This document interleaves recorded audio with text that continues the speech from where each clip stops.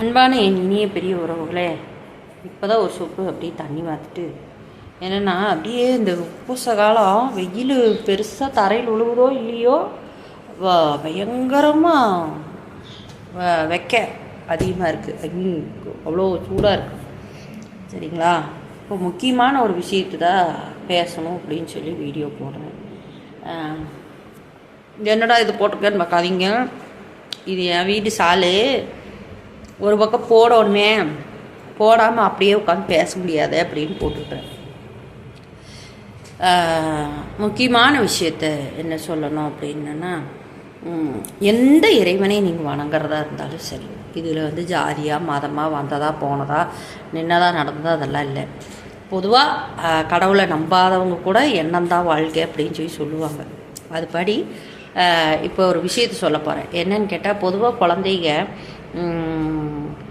அம்மா எனக்கு தலை வலிக்குதுமா, வயிறு வலிக்குதுமா, நெஞ்சு வலிக்குதுமா, எனக்கு ஸ்கூலுக்கு போக தோணலம்மா அப்படின்னு சொல்லி எல்லாம் அழுவாங்க. அப்போ இது பண்ணாங்க. அப்போ கூட படிப்பு கம்மியாக இருந்தது, லேட்டாக தான் ஸ்கூலுக்கு போனோம், சீக்கிரமாக வீட்டுக்கெல்லாம் வந்துட்டோம். அப்போ அழுகையெல்லாம் தான் அதிகமாக இருந்தது. இப்போ கடுமையான படிப்பு, கடுமையான ஒர்க்கு எல்லாமே அதிகமாக தான் இருக்குது. ஆனால் குழந்தைகளால் அதை என்ன சொல்லி ஃபாலோ பண்ணி கொண்டு போகிறக்குள்ள அவங்க வெளியில் சொல்லவும் முடிய மாட்டேங்குது. என்னன்னு கேட்டேன்னா, அப்போ அடித்தப்போ நம்மளுக்கு வந்த தைரியத்தை விட இப்போ அடிக்காமல் சும்மா மிரட்டும் போதே மிரட்டலான்னு அப்படி பேசினாலே பிரச்சனை அதிகமாகுது. சரி, இப்போ இதெல்லாம் எதுக்கு உழப்பலாக சொல்கிறீங்கன்னு கேட்குறீங்களா? உங்களுக்கு அது உழப்பலாக தெரியும், அதாவது புரிதல் இல்லாதவங்களுக்கு. நான் சொல்ல வர்றது என்னென்னா, குழந்தைங்க அந்த மாதிரி சொல்லுச்சுன்னா உடனே அதை அக்செப்ட் பண்ணிக்குங்க. அப்படியாடா தலை வலிக்குதாடா, டாக்டர்கிட்ட போயிடுவோம், போய் ஊசி போட்டு வந்துட்டோம்னாலோ இல்லைன்னா மாத்திரை சாப்பிட்டோம்னாலோ சரியாக போகும்.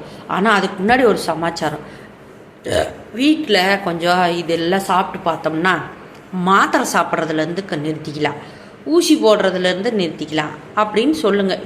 அதுக்கு நேம்பாக குழந்தைக்கு ஒத்து வரல அப்படிங்கிறதெல்லாம் வாய்ப்பே இருக்காது. அது கண்டிப்பாக குழந்தைக்கு ஒத்து வந்துடும். ஏன்னா இது ஒரு விஷயமா சொல்லும்போது தான் அவங்களுக்கு அது புரியும்.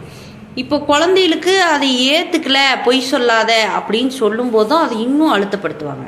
நீங்கள் புரிஞ்சுருப்பீங்கன்னு நினைக்கிறேன். அப்போ இது ஏன் சொல்கிறேன்னா, சின்ன வயசில் எனக்கு ரொம்ப ஆர்வம் அதிகம். அப்படின்னா உடம்பு சரியில்லை லீவ் போட்டுக்கணும் அப்படிங்கிற அந்த ஆர்வம் ஜாஸ்தி.